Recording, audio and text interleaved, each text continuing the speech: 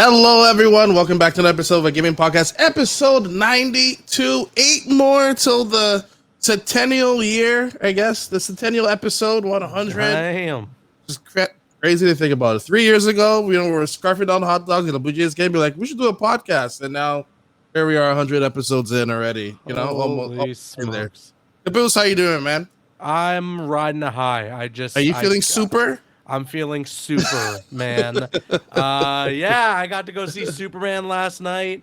I'm buzzing. I can actually talk about it too. I freaking loved that movie, man. So I appreciate Superman. You know, I respect the man of super. Right. You know, but you know, obviously he's extremely OP. You know, like this very small that could I'm like this. There's no threat to this man and everything. And normally the DC world Batman movies were I kind of cater to. I'm like, okay, well, how's he get out of this scenario type of thing? Where Superman, I'm like, he's just gonna bust through a wall. With Superman, everything. He is a Superman. With Batman, he is just man. He's a man with a belt. He's just man. I mean, he's just man. So how was this movie? Because I'm not gonna lie, for me, the trailers that it did, some trailers, especially with Nathan Fillion's hairstyle, I'm like, oh, I can't. What's happening here? Are they taking this seriously? Okay, well, if you want it to be taken seriously, like if you're looking for something that was like Man of Steel, if you're looking for something that's like anything that Snyder did, I think you're gonna be disappointed because this is a movie that's like very unashamed to be silly, to be campy. Honestly, I compare it a lot to like the Raimi Spider-Man films, where it's just like an unabashed comic book movie. Like for me, this is through and through like the perfect comic book movie. It's not like the best movie. It's not even, I wouldn't say it's like the best of the genre, but in terms of what you hope to get out of a movie that is based on comic books, it is this. Like it is Superman. It's like I'm at the comic book store. I picked up a Superman book off the shelf and I'm flipping through the pages and the characters just jumping off those pages and they feel real. They feel authentic. The world feels like tangible. There's this whole new universe you're thrust into, and it's all just super, super interesting. And I mean that pun intended. I think this is like a fresh start. I know James Gunn, fresh start. Yeah. And like superheroes are no. It seems like well, we know superheroes. Like same thing how like Fantastic Four is coming up. Like we have our own heroes. We know them. They're the family, right? Yeah. So this movie is very much like that, where it doesn't treat Superman as like an anomaly. You know, it's like Superman retell the story a million times. Yeah, like Superman is considered like the greatest superhero, right? But there are Green Lanterns. There are like a Hawk Girl. There's like Mr. Terrific, right? There's all these other different superheroes, super characters. There's the Justice Gang, right? So like, you know, they exist in this world, and this new DC universe doesn't try to treat it as though it's like, oh my God, it's Superman, like this. We're gonna have an existential crisis right now because there's a god on Earth. As interesting as that was when Snyder did it, it was fresh to have this take where it's like, no, like, people know about Superman and have known about him for a while now, and he is not even anything new in terms of superpowered beings to the world. But yeah, like if you liked any of the other James Gunn films, like if you liked anything from the Guardians movies, Suicide Squad, there's just no way you walk out of this not loving it. Honestly, it's got his style written all over it, but it's very earnest. It's very heartfelt. This is a Superman. Is there like a music aspect to it? I know with Guardians, he like certain songs are like, oh, this is what this moment means and everything. Right. So I think there's like one or two moments in the movie where they're playing like a song. But for the most part, this is just all like he's utilizing John Murphy's score, which is obviously like playing off of the original John Williams Superman score. So in that way, it's unlike other James Gunn projects. He's really just trying to let the film speak for itself in this instance and not just using like a soundtrack to convey emotion. And yeah, and like he's again, taking over the whole DC universe. Like it's his universe now and everything. Even with video games too. Crazy. It's honestly crazy to me. This guy has been writing and directing his movies for the last 10 plus years since he did the first Guardians. He created he shepherded that whole trilogy, one of the best trilogies in all. 100%. Then he has this whole brief stint at DC to make the Suicide Squad, and ends up making like a really fun and also like kind of heartfelt movie there too. You know, you connected with some of the characters in a weird way. This is the Peacemaker one, right? Yeah, exactly. Okay. And then he does the Peacemaker show, and the Peacemaker show is such a blast, such a good show. And then he jumps in, he writes Creature Commandos, he writes Superman, he's writing Peacemaker season 2. This dude in the comic book genre hasn't missed. Like, he has been on fire for the last 11 years since he released the first Guardians film. It's nuts. It's nuts. Yeah. Now he's at the head of all of DC Studios, and even with that responsibility, even, you know, with all that weighing on his shoulders, he's still able to write and direct a Superman movie of this caliber. It's a miracle that it's even like good, let alone it being as good as it is. Sorry, I don't want to do like a whole movie review on the gaming podcast. I mean, I asked, but I needed to talk about. I got the Superman shirt on. You got the shirt on it. I didn't even bring up Superman. I got it too, man. Like for, I guess, to tie it to the video games aspect, isn't he also overlooking the DC gaming world as well? Well, that's what. Or he wants to have some relationship to it. He's said and has spoken a little bit how this new DC universe that they're doing at DC Studios is going to be something that connects all forms of media, right? So you got film, television, and he has mentioned games alongside like animation. And I mean, there's characters or a specific character that was in like that Creature Commandos animated series that is in Superman. And so like little things like that are cool, right? It helps like flesh out that world. It's just, I have no idea how you do the game side of it, because it's like, if they released this Superman movie and it was bad, and they had a Superman game tie-in or something that was supposed to like be connected, it's like, well, shoot, we were 3 years into development on this thing. Are we hitting the panic button? Like, what happens now? Yeah. I truly, what I think that James Gunn was talking about when he was talking about that game side of things, is more so like what we saw in Fortnite's latest season. Little like collabs like that, things that have to do with his world. With a quick turnaround where like it doesn't take 5 to 6 years. Right? You throw in like this or that character in one of these games, a little collab event, fun little things like that don't necessarily require a AAA budget and then as well a AAA like dev cycle. I think like DC Games or WB Games is still like WB Games. Like they're just doing their thing. I mean, it would be nice if there's some form of consistency and like, oh, if you want to see what happens, play this game, and people are like, okay, I want to see what goes on, or this video game ties into the next movie. You get a hint of the next movie or something like that. In a perfect world, that's exactly what they would do, and it would be really cool. Like if we're talking about everyone's firing on all cylinders, a bunch of continuity, perfect execution, it would be like that's the coolest thing ever. It's just you were asking for so many puzzle pieces to fall in the exact place that they need to. It just feels like it's impossible. That's even too much for consistency and continuity. Come on. I know. Come on, DC. You owe us. After the 2010s, you put us through with Dwayne, with Dwayne and like all the other Dwayne. And Martha. How do you know that name? Yeah, I mean, I was there. I didn't hate any of the Zack Snyder stuff, but it's you'd be silly not to acknowledge the fact that it did some damage to the DC brand. And honestly, it's why so much was riding on this Superman movie. Because if this Superman movie was bad, and the reviews have come in, it's sitting at like a 86% Rotten Tomatoes, certified fresh at this point. Oh, bumped up to 87 actually now. I just hit the refresh. So like it looks like it is good. But if it was bad, if we were talking like 50, 60% range, then like I'm not even joking. Like you would look at that might be the end of it. You would look at a situation where WB sells off like DC rights to other studios and stuff. Like it would get serious. But it looks like DC's in good hands. This is a good start to the new universe. And it's just a damn good Superman movie. It just makes you feel good. I walked out of it just like, I don't know, just so happy and so like, I don't know, like not that it changed my life or anything, but it's one of those where you you just like want to do good. You know, you want to be a good person. You want to leaving this movie, right? Like you leave or you walk out of the Batman and you're like, you know what? Everything really does suck. Like, yeah, like, I understand why Batman. I'm walking downtown Toronto pretending like it's Gotham, and I'm narrating in my head like I'm Bruce Wayne Batman. You know, with Nirvana going, something in the way. But this movie is just, I walked out of it just feeling just so uplifted. Like, I don't know, just like, it really makes you feel, it really makes you like take in the sun.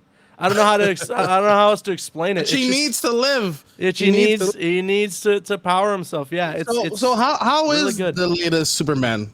David Cornsweet. Cornsweet, yeah. The dude he rocks. He completely owns the role. He looks like he does. Clark Kent. He does look like. He does. He's got the look. He's got the build. No offense to the other guy, Henry. All those other people. Like Henry looked like it as well. I mean, Henry with. I think to be fair, like I don't know if we've gotten a Superman where I was like, I just don't see it. You know what I mean? Like I think everybody, even on TV and film, that's ever played the character, has like really looked the part. But I think what you can most praise this movie for when it comes to the casting is like James Gunn went through a huge process of bringing in several actors to play both Clark Kent and Lois Lane, and then as well having those actors, you know, play opposite each other to see what the chemistry is like.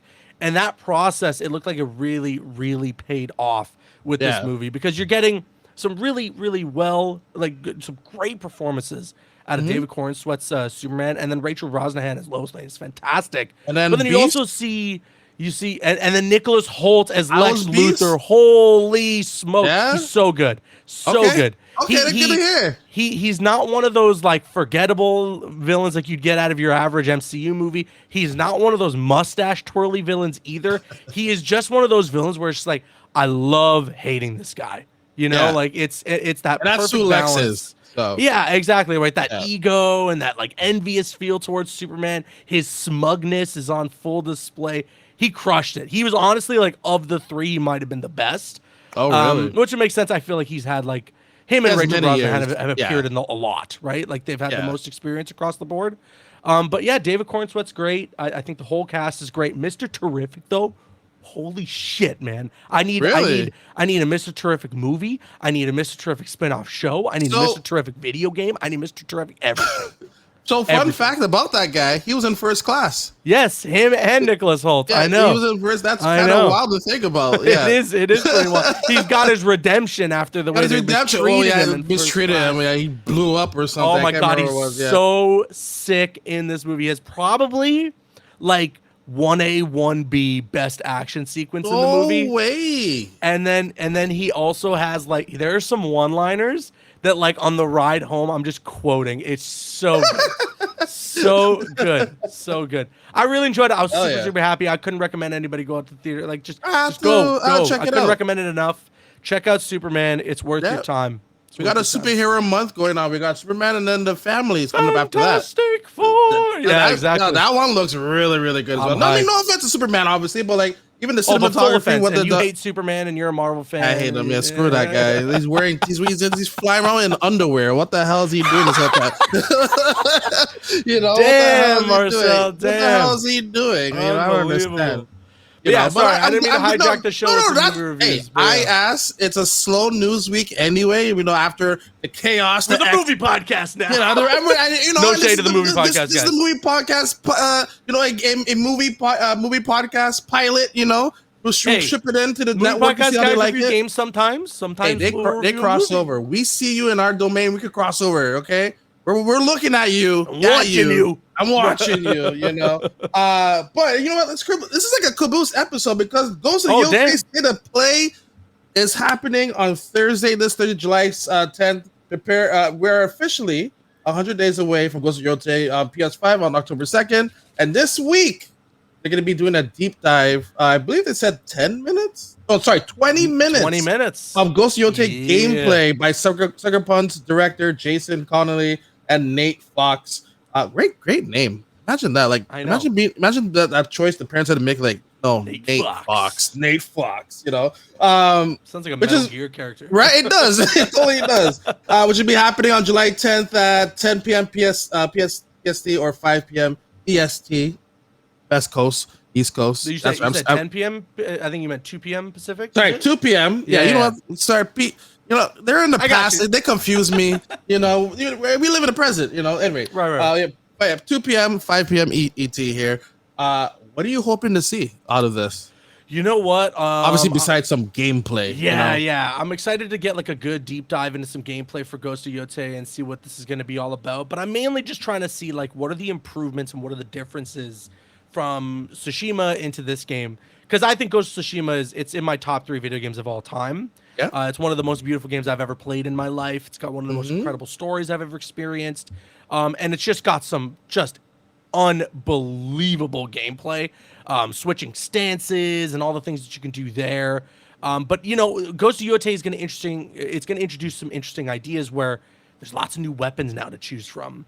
That was one of the things that I actually really enjoyed about Assassin's Creed Shadows. Was that there were so many different types of weapons that kind of they really mix up the gameplay. And so I think that's where I'm really looking forward to with Ghost of Yōtei, is to see how these different weapons are going to shake up the combat and how they're going to bring what was good about the combat in Ghost of Tsushima to those different weapon types and those different styles of weapons. But then also, you know, like what's new in the world. Besides, like I don't want it to just be like, in this area, the leaves are orange and it's very bright, you know? Yep. And then you have the moonlight is the only light source in the entire environment. You know, I'm like, here we go again. And listen, as much as that's what I love about Ghost of Tsushima, I wouldn't want us to just retread that old ground. I would like for there to be something else that's happening in the open world. And I think like if I were to nitpick or to complain about one thing for Ghost of Tsushima, it's that some of those side objectives or those like random world events, they felt extremely samey.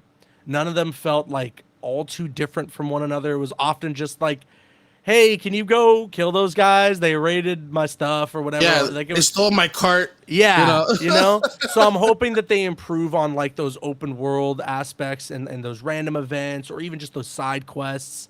The customization, I want to see what we're getting from that in terms of how we can make our character look different and how we're going to be able to customize her. But yeah, I don't know. I got full faith in Sucker Punch here. I know the game doesn't look super different from Ghost of Tsushima in terms of just strictly its visuals.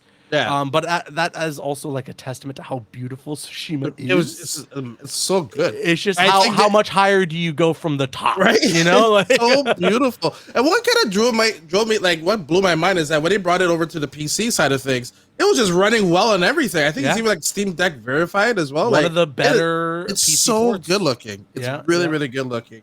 So there's a lot that I'm looking forward to. It's a long deep dive. It's 20 full minutes of gameplay. So. Hell, bring it on. Bring it on. I know, and I know a lot of people, dumb people, poo-pooing on the. I said poo-pooing. That's right. On the new character as well, which is very silly. It's 100 years. Like, what are we doing here? Like, are you hoping that there'll be a revisit from the old character to see what happens, maybe, or see how it's tied in a way? I think what they're gonna do. They had this type of side quest in Ghost of Tsushima where it was about like legends, right? Yeah. Where you would go over like a myth that they would like talk about in the world, and then you would kind of be able to like play it and experience it. I think that it'll be that like Jin Sakai is like one of the legends that you get told. Yeah. I think it's okay. You know what? I was definitely not expecting them to make this an anthology series where each game seemingly doesn't connect to the last one. Obviously, a lot of people were like, give us Ghost of Tsushima 2. Yeah. But the more that I thought about it when this game was announced, the more I was like, no, that like makes a ton of sense because Jin's story is kind of, it's done. Like it's wrapped up. Depending obviously on what ending you chose, but even regardless of what ending you chose, he wants to be the ghost. Yeah. It was just about at that point. Like, leave me alone. Yeah. Are you gonna kill your uncle and be hunted by the samurai, or are you going to like leave him alive and be hunted by him and the samurai? You know, like it's just one of those things where like he's made his choice, he's made his decision, he's gone through his growth, and he is no longer a samurai. He is the ghost of Tsushima. And so like his story really was complete, and it's now cool to see that we're going into another perspective, set farther into the future as well, so that there are things like a teppo, like a gun, to be one of our weapons. So I'm down for it. I'm down for it. I know some people who are just the way that they are going to complain regardless. Yeah, they're just going to complain regardless, and that's their prerogative, and that's all up to them. But I'm their day one. Do you see a scenario where, like, depending on which ending you picked, it will alter this game? You know, that would be interesting. I think a lot of people have wanted that out of like choose your ending games. Yeah. Especially like games where like you get the sequel, right? But I think there are other games that have done this, but off the top of my head, I'm thinking of something like Mortal Kombat, right? Yeah. Where in MK11, there were a lot of different endings that, depending on who you beat, how you beat them, you would get. And it turns out that NetherRealm just said, okay, while we decided to have all these fun different endings for you to choose from in MK11, there is one that we consider to be the real ending. And that's how we move forward into the next game. Gotcha. And so I think that that's what they're going to do. If they do address Jin Sakai, you're probably going to hear a definitive ending to that first game. But even then, I wouldn't be surprised if there's totally a way to just leave it open-ended and not really address it in a way so that your choice still feels like it mattered from that first game. It mattered in a way. Yeah, absolutely. But it would be awesome for them to essentially have like 2 story paths depending on what your save is. But I feel like that would just complicate so many things. Because if you're jumping into Ghost of Yōtei and you have the first time Ghost of Tsushima, how does that even work? And you know what, too? I think that's another thing that's so great about the franchise now. If you were like, I don't really think Ghost of Tsushima was for me, I'm not sure. And then now you got Ghost of Yōtei coming around, but you don't want to jump back, well, it's an anthology. It's its own thing. It's going to stand on its own. You're allowed to just jump in and experience it on its own merits. It's like a Zelda game. Yeah. Zelda is, even though it's Link every time, it's a new Link. And then, it's not tied together whatsoever. So was Breath of the Wild and Tears of the Kingdom tied together, and even those were two like? So it's the same universe, but it's like 100 years apart. It's always like a new Link every time. Like even when you start Breath of the Wild, like you wake up from like 100-year like battle or something, like you just like hibernates, in a way. So, so even like every Zelda games, it's new and everything. So, but I'm looking forward to like if Ghost of Yōtei is successful and they like take this even further and keep continuing with this franchise, it'll be really cool to see like different characters that they explore, different periods of time for Japan, and what they can do with all of that. Like, there's so much rich history to pull from and make these games out of. And them making it an anthology series, it really opens up Pandora's box for them. It allows them so much creativity. Yeah, so we're going to be seeing new weapons, new ways to personalize your journey at the edge of Japan, and new special modes, and much more they mentioned. Special modes. That's what they said, new special modes with an S at the end there. So we're getting back everyone's favorite. I have many friends who love the multiplayer. You know what? Dude, okay. Are we gonna get that day one? I know that came out like way later, right? So I said earlier, I was like, how do you go any higher than the top? Again, Ghost of Tsushima, one of my favorite games of all time. And then they come out with this multiplayer update. Yep. And I was just like, it's a completely optional thing for you to jump in and try, and it's so much fun. And then they have raids? Like, what? Are you kidding me? They totally nailed it. They made it. I don't know how many people were playing in the multiplayer. I was addicted to it for a time. Me and my buddies were jumping on playing hours every single night. I would love for them to bring it back. I also would love, though, if they did it the same way as Ghost of Tsushima. Let the single player game come out. Yeah. Let that be its own experience. Yeah, don't make it like a Call of Duty, like where people never touch the main story. Yeah, give it some time to breathe. Yeah, and then let's do Ghost of Yōtei Legends and get the multiplayer back in there, because it was awesome. You can definitely announce that like at a Game Awards at Jeff's show and be like, hey, available today. Make that like a Jeff announcement. You're right. Yeah, the game comes out in October, man. I totally forgot. This is actually such a strong year for PlayStation. If Ghost of Yōtei, I had to remind myself this was coming out. I was like, oh yeah, this is this year.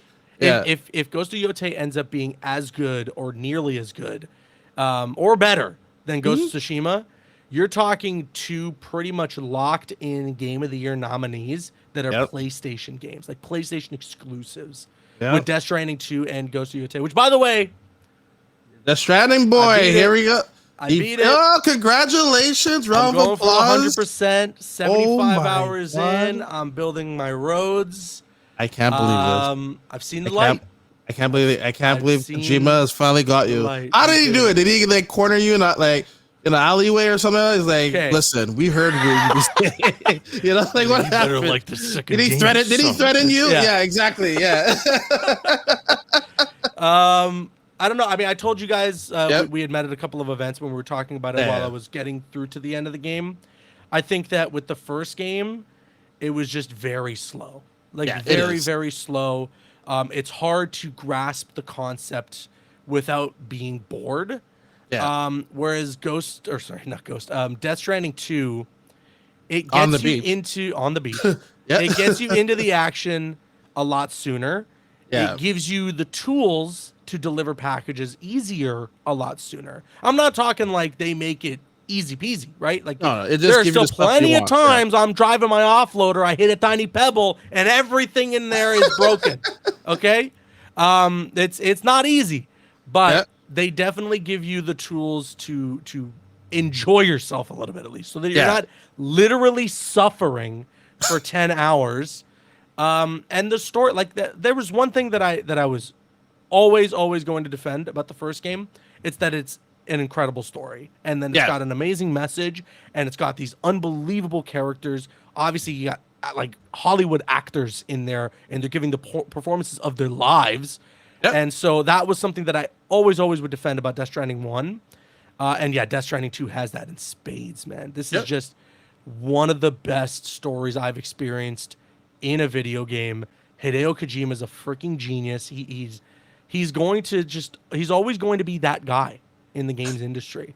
And I don't think that there is a single story or idea that he's come up with that has completely misfired or completely failed.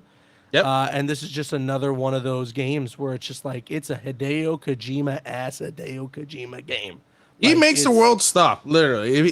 He's like, you're going to play this or you're going to experience this. He makes the world stop and everything. And it's just so, I don't know, so interesting. It's so thought-provoking, right? Like, the first game is all about this concept of, like, when you feel alone, you aren't really, right? Like, that's what the whole idea of Death Stranding is built on. Or like the first one, he started the whole damn pandemic. God. That's why everyone was fearful of this one. We're like, oh no, what is he going to do to us now? But part 2 really feels like it's a lot to do with like coping and grief and how you deal with that grief. And I think that he handles it with such sincerity, and it's also not like the thing that's so cool about Kojima games is he's the only guy who's making games as big as they are that are as weird as they are. You know, like he's the only person that gets that kind of clout where he's like, now there's a giant whale creature, you know, or now we're going to zoom down into Norman Reedus's stomach. There is going to be a baby that will give you a thumbs up. And that's how you repatriate, you know, like that's how you come back to life. Like, I'll never forget like the introduction to this game. The baby literally burps out like a flying machine. I was like, what is happening in this game? What are we doing here, Kojima? But that's Kojima for you, man. That's Kojima for you. I've seen the light. It's that's crazy. It's currently my game of the year. I gotta play Clair Obscur. I gotta play Expedition 33. And then obviously Ghost of Yōtei is still yet to come out, but right now Death Stranding 2 definitely up there. And it's gonna get nominated. It's a strong year for gaming, sadly, with all the negativity of layoffs and everything, you know, like and even though like Expedition 33, it looks like it's the front runner and everyone's thinking this is the game of the year. I'm just saying, don't be surprised, man. I don't know. Jeff Keighley and Kojima. We still got a lot of time left. Jeff Keighley and Kojima. You know, there's a lot of love there, and it's being a little Jeff influence. I also just think that Death Stranding 2, it's just being held in that regard as well as like this is the game of the year. Is Jeff in the game again, like how he was in the first one? If he is, I haven't found him yet. Okay, he was in the first one. There's a lot of cameos. And there's a lot of like film directors that pop up in the game, which is really cool. Yeah, I mean, lots of little things like that, which is awesome. It's a really good game. It's a really good game. Man, it would be so crazy. Jeff will probably mention it many times. Like, I had no part of this. This is all the judging committee. He says it all the time. Like it's hard because if it does win, it's going to be seen as like a bias. But it's difficult, man. There's also a good game. It's going to be another stacked year. We're looking at 2023 all over again. I feel like where it's just 100% game of the year worthy game, game of the year worthy game, game of the year worthy game. I think you will like Claire, to be honest, especially with a fighting game background with all the pairing and you had to do in this game. It's really good. I think you'll like it. The story will hit you hard at the beginning. That's what I'm going to say. That's what I've heard. That's all I'm going to say. Okay. In the beginning. Yeah. You're going to you're legit going to be like, "Oh shit, we're in it now." Okay. All right. Yeah, no, I'm going to give it a go. Turn-based games aren't usually my thing, but it's one of those games that's getting such buzz and such positive word of mouth that it just feels like I'm missing out if I'm not going to at least try it. It's more turn-based that will keep you on your toes. Like you could do a lot more if you like parry like an attack or you jump over an attack. You'll do more damage if you if a certain like notification goes off as well. Like there are little quick time events, so it keeps you on your toes. Like, but you can just be like, all right, hit A and everything. But like, if you want more damage, the same way how like there's modern and like classic controls, like the modern controls will do a certain amount of damage, and then like classic controls will do like the extra damage because you did the proper inputs in that way. It's the same thing with that. So cool. And the music's fantastic. And then you don't want to make Ben start cry. So just saying. I mean, I'm also hyped too that Charlie Cox is doing a voice in there. They got freaking Daredevil, man. Yeah, you got Daredevil in there. The cast is outstanding, and like it's crazy. It's crazy to me that 30 game people. Yeah. 30 people. I know that it was mainly 30 people. Then they contracted a lot, but like still, that's insane. That's wild. It's wild. And like the demo, I knew when the demo was gonna end. I was like, I was actually mad that the demo ended. That's how good that demo was. Damn. Fantastic. Okay. All right. So with our final story here, Caboose, it's been a month and a couple days since a certain handheld has come out with a number 2 on it. The PlayStation 4 came out a while ago, man. Oh no! Damn, you're right. Yeah, you're right. The PSP Vita was way long ago, my friend. The PIS V, the PIS V. But with a certain Tony Hawk game that's now available on the Switch 2, that's downloading right now. I got an X right now. What are we looking at the Switch 2 1 month later? How you feeling? Was it worth it? Yeah, no, it still just has Mario Kart.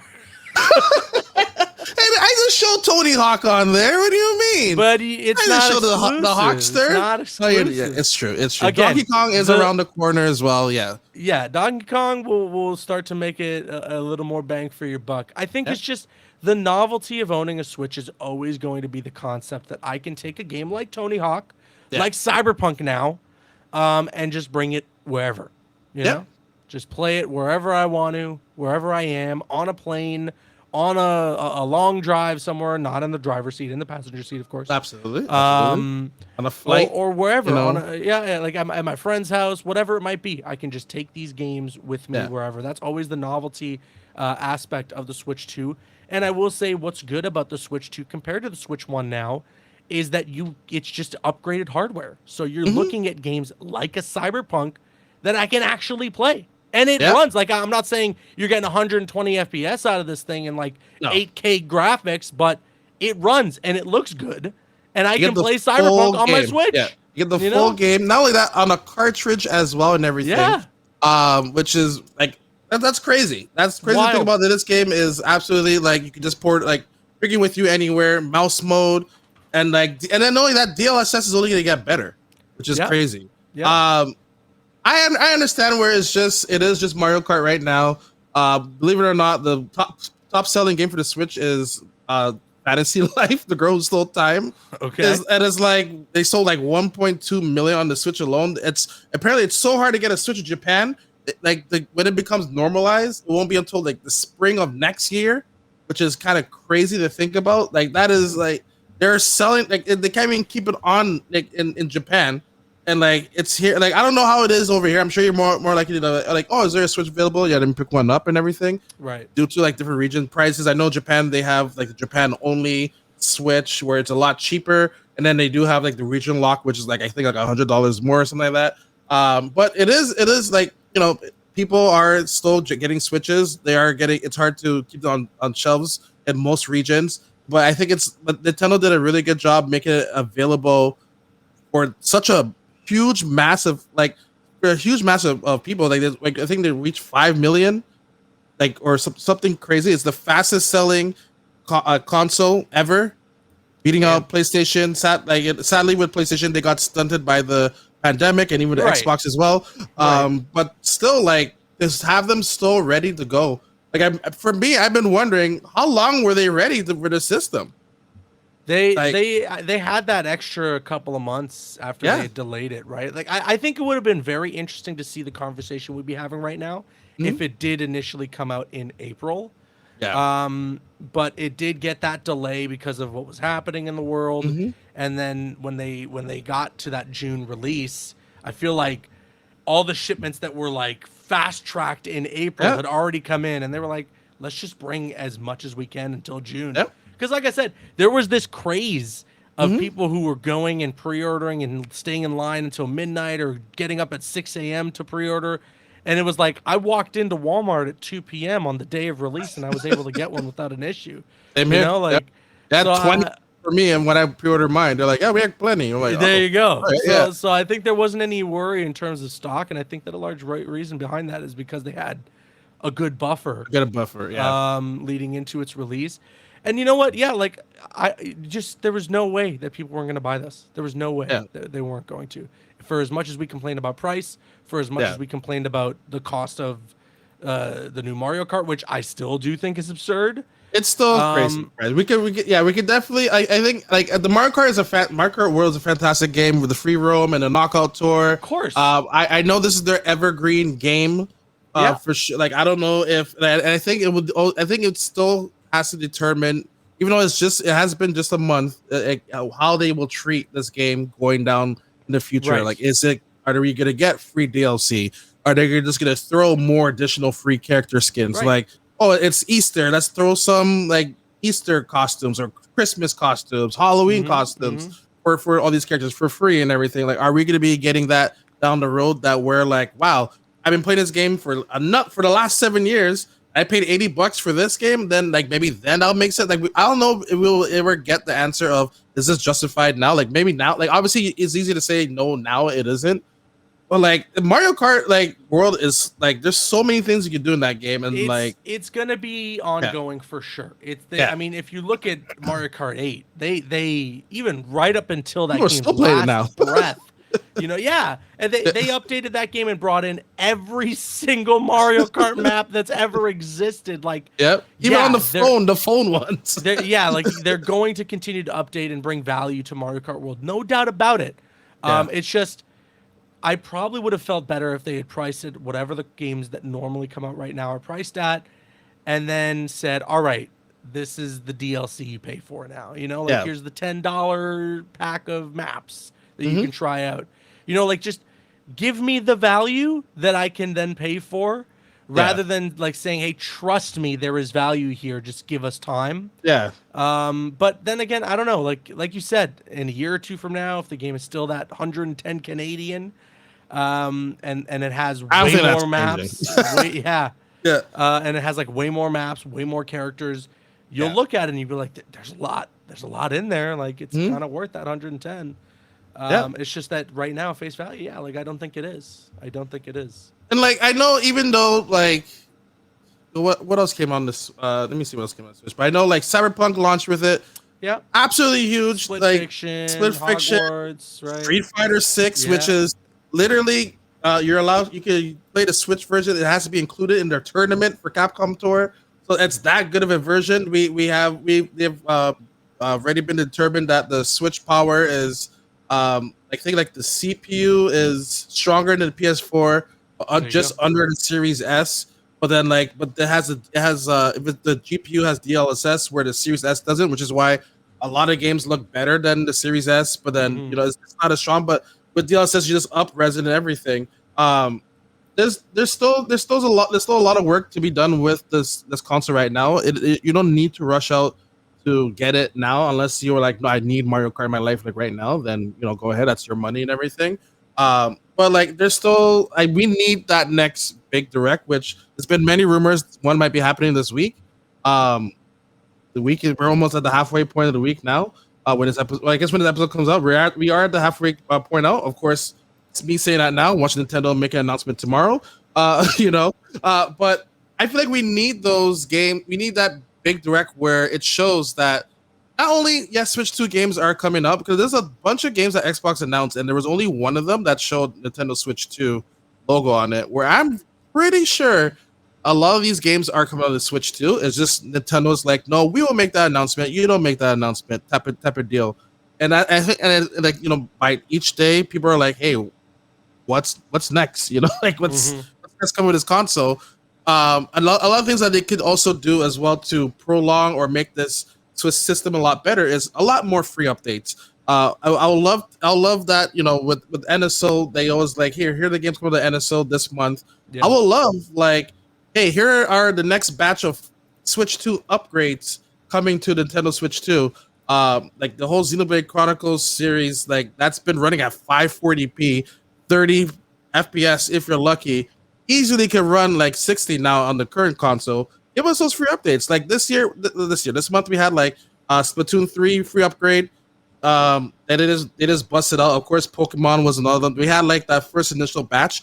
And I feel like if they come up with like Switch 2 announcements of, hey, here are a bunch of free upgrades coming to the Switch 2 each month, and like the catalog of Switch 1 games you already have like this system, like we all know this is like a Switch Pro-esque, like it's like they're going the iPhone or Samsung Galaxy route where like here's the S20 or here's the iPhone 17, like it's just a little bit faster, a little bit better and everything. And I'm okay with that. Like PlayStation has been doing it the whole time. Xbox has been doing it for the whole time. Why are people upset about Nintendo? Like, why isn't this not weird? The system's not, why is it just like the last one? I'm like, what's wrong with that? Like you carrying these games everywhere. I don't understand that. Yeah, I know. The little things like that, little incentives like that, I feel like could go a long way for Nintendo. Mainly because, like you said, PlayStation, Xbox is already offering up things like that. It just couldn't hurt. Yeah. Yeah. So at this point for you if this wasn't your job, was the Switch 2 worth it for you? If this wasn't my job, I wouldn't have pre-ordered. Yeah. I would have waited. I definitely would have waited. And I think that there's no problem with that either. I think especially once Donkey Kong comes around, Metroid Prime 4 later this year, right? Yep. Whenever that ends up being out, you're just gonna have a lot more reasons. And honestly, like, kudos to Nintendo, because by the end of the year, they have a really solid launch lineup for the Switch 2. Which Xbox Series X didn't really have, and the PS5 didn't really have. Like, there were games, there were some. A lot of them available. Delay a lot of them. A lot of them were delayed. A lot of them were available on the PS4 already, right? Yeah. Or things like that. Whereas in this case, it's like, there's like going to be a pretty solid lineup of Switch 2 games by the end of the year. Whether it's Mario Kart, Donkey Kong, and Metroid, you're going to have some pretty good options. And then on top of that, you've got your Cyberpunks or a Split Fiction or Street Fighter 6 that you just get to play on the go, which is the fun and the novelty and the entire point of the console. There are some games where I'm like, obviously this is my desk. I have my consoles right here, all attached to one system right here. And like a lot of times I just want to be like, I just want to lay in bed, or I want to sit on the couch or sit outside and play and still play these games, but like it's attached to either my computer or my Xbox. And like the fact I'm able to just take the Street Fighter, get the same experience from anywhere it's crazy to me. I know there's a Steam Deck does it and everything like that, but like with the Switch, like it's also obviously graphical wise, it's a little bit like it's one day it might be verified and the next it's not verified. Yeah. Like the fact that I can just have this game without any problem. I think that's what happened with Spider-Man 2. I think Spider-Man 2 was Steam Deck verified, and then it got unverified. Yeah, which is crazy. You don't got to worry about this game. You don't have to worry about it. It just works on the Switch, And then Pokemon's coming back. I'm playing a lot of games that were just like I'm playing like Pokemon Scarlet just to like catch some Pokemon and everything. And like I could just like de-stress and be like, let me just catch some Pokemon, and it runs better. I think too that like with the Switch 1, there was a lot of worry that like Switch games were kind of being ported for the sake of just like porting it there. You know, like the Mortal Kombat 1 port for Switch, the original Hogwarts Legacy port for the Switch 1. Yeah. Like really rough. And it almost feels like it's like, well, there's such a big consumer base there. We should make an extremely hampered down version of this game. Yeah, they will play just to put it out on the Switch. I don't think you have to worry about that as much with the Switch 2 anymore. No. You're still not, again, you're not going to get games of the caliber that you will on a PS5, on a Series X, but you will get a PS4 quality game or an Xbox One quality game, maybe even just a little bit better than that, which is pretty nice on a handheld system that I can take anywhere with me, and I don't got to worry about this game was verified, now it's unverified on my Steam Deck.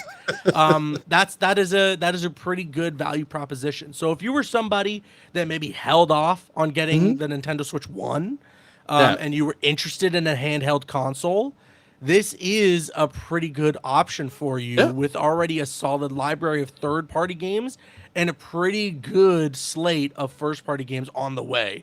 So if that's your mentality, if that's your way of thinking, then certainly I can see where you would think about getting it or even having owned one right now.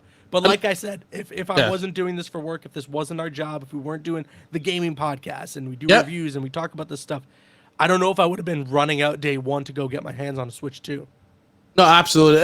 And another thing you also bring up as well, like a lot of those games that are on the Switch 1, that if they were like, like inconsistent like frame rate and everything, it now on the Switch 2, they just run like Nintendo. That wasn't even like it wasn't even part of like Nintendo's speech. Like, all these games are run a lot better and everything. They just run a lot better because there's no more processing power. And then if the developer is like, a lot of people are buying our games again, buying this game, maybe we should do like a Switch 2 upgrade or something like that. It can lead to more content to come out for these games, because there's a lot of great games on the Switch 1 that are like that just ran poorly, but now they run a lot better. Like you mentioned, Mortal Kombat, that one runs a lot better. They want to do like a Switch 2 graphical upgrade, they can. And then like another one was WWE 2K18. If you had more than 4 people, like that game was GG's to that game. Now that game can run 8 people. It was just crazy. Now it's leading to 2K25 coming to the Switch 2 this month as well. So there are a lot of like third-party support coming out. They're just taking their sweet time to announce them. I don't know if Nintendo, like, once again, they're known for that. For like, no, we'll make the announcement at this upcoming direct. I feel like the time is now. It's been a month now. Honeymoon season's over. It's time to. All right, what's coming up next? Like, there's a lot of unknown with, especially Metroid. What is going on with that game? Which apparently there was an ad that said it was out now. Everyone's out now. Shadow dropped. That was a mistake. Like, what's going on? Give me an update, man. What's happening here? Don't do this to Samus. We are due for like a proper Nintendo Direct. That's like, here's the rest of the year for you guys. Yep. Just to get people excited about like owning a Switch 2 right now. Or maybe even just get other people excited to be like, you know what, I think I should get my hands on one. Especially over like this. This is the first time. I don't know when the last time a console was launched in the summertime, but like a lot of people are on summer break. So if you want them to like spend that summer money on your games and just play it on your console, this is the perfect time. I know normally they have a September Direct. If we can't wait till like September to hear something coming to the Switch. That's way too long. So I feel like now is the right time before Donkey Kong comes out.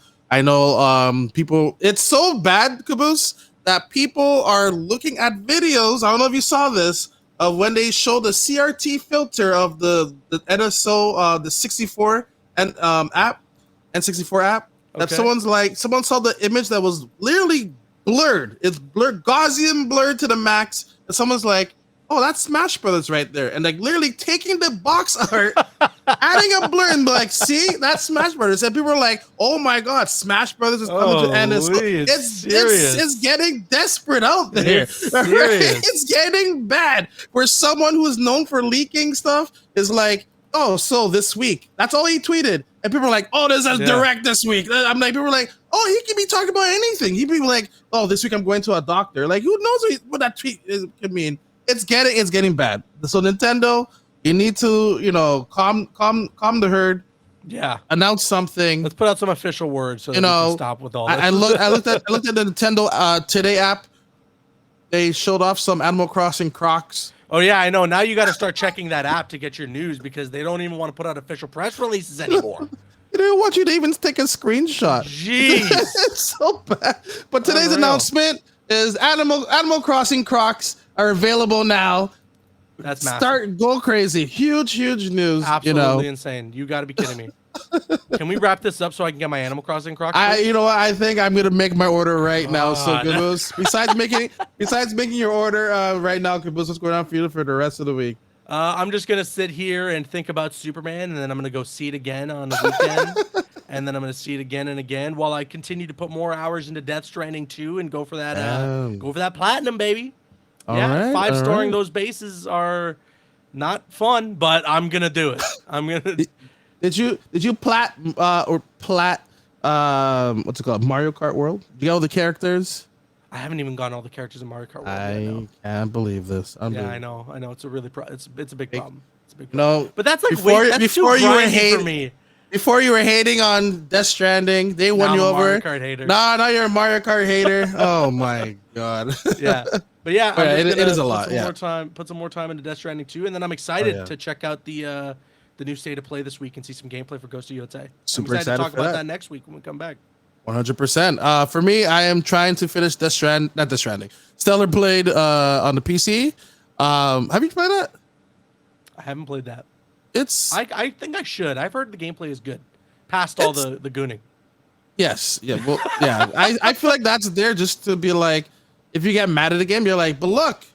Look. You're like, but look. You know. But yeah. Besides that, I've been trying to finish some games before Donkey Kong comes out. I'm gonna check out Tony Hawk as well on the Switch too. Since I just got my key, so I'm gonna check that out. But besides that, everyone, have yourself a damn good one, and we'll see you all here next week. All right, take care. Bye.